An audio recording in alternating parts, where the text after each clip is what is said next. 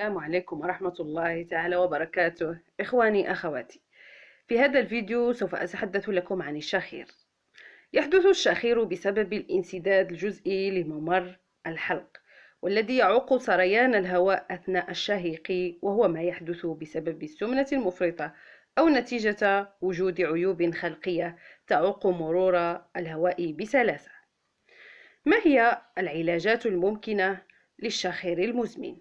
أولا، الرقبة علاج للشخير المزمن.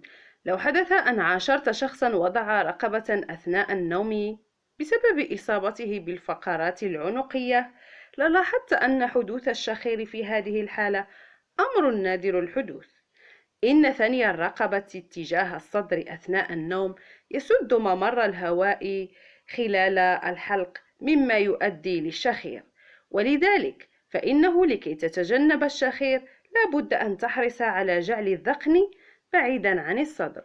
وإذا لم تستطع استمرار اتخاذ هذا الوضع أثناء النوم واستمر الشخير المزعج، فلتضع رقبة أثناء النوم لتجنبك ثني الذقن للأسفل. ثانيا، بيجامة خاصة لمنع الشخير.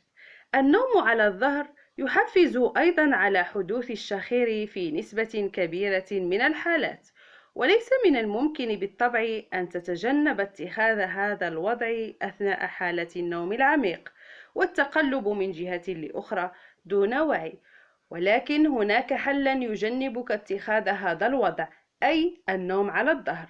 قم بتثبيت كرة تنس على الجزء المواجه للقفا من البيجامة وخطها في هذا المكان، فكلما استدرت للنوم على الظهر منعتك هذه الكرة من اتخاذ هذا الوضع. هذه الحيلة نجحت في وقف الشخير في عدد من الحالات المزمنة، فجرب ذلك. ثالثا، توقف مؤقتا عن تناول اللبن. الألبان ومنتجاتها من الأغذية المرتبطة بزيادة المخاط، وقد يحدث ذلك بشكل مفرط عند بعض الناس، وقد يكون مصحوبا باحتقان بممرات الهواء، أي تورم بسيط بالأنسجة.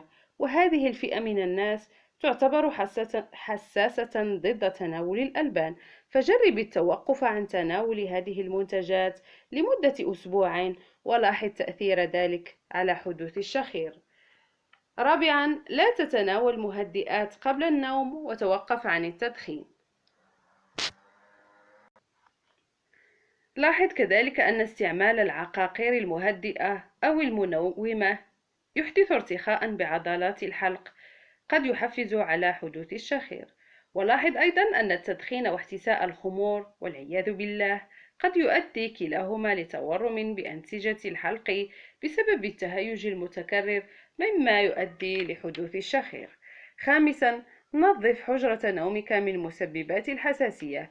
في حالات الشخير المزمن قد يرتبط السبب بحجرة النوم نفسها عندما تزخر بمواد مثيرة للحساسية، مثل الأتربة والوسائد المحشوة بالريش والأغطية المحملة بحبوب اللقاح بسبب كثرة تهويتها ووضعها على الشرفات لفترة طويلة، خاصة في مواسم انتشار حبوب اللقاح، أو بسبب وجود حيوان أليف داخل حجرة النوم.